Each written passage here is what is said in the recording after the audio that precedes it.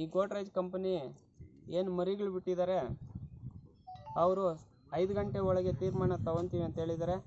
ತಗೊಳ್ಳಿಲ್ಲ ಅನ್ನೋ ಪಕ್ಷದಲ್ಲಿ ಮರಿಗಳನ್ನು ನಾವು ಅವರ ಏನಿದೆ ಕಂಪನಿಗಳವರ ಅಧಿಕಾರಿಗಳ ಮುಖಾಂತರ ನಾವು ಎಲ್ಲ ಮರಿಗಳನ್ನು ಆಚೆಗೆ ಹೊಡಿತೀವಿ.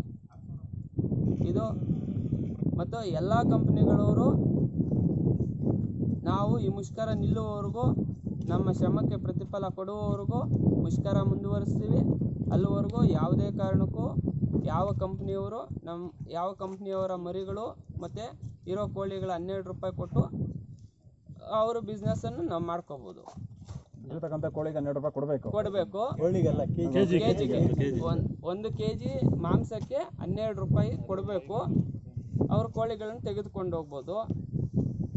ಮರಿಗಳು ಬಿಡಬೇಕಂದ್ರೆ 12 ರೂಪಾಯಿ ನಾವು ಕೊಡ್ತೀವಿ ಅಂತ ಹೇಳ್ಬಿಟ್ಟು ಒಂದು ಒಡಂಬಡಿಕೆ ಪತ್ರ ಕೊಟ್ಬಿಟ್ಟು ಅವರು ಮರಿಗಳನ್ನು ಬಿಟ್ಟು ಹೋಗ್ಬೋದು. ನಾವು ಮೇಯಿಸ್ಕೊಡೋದಕ್ಕಂತೂ ಶತಸಿದ್ಧವಾಗಿದ್ದೀವಿ.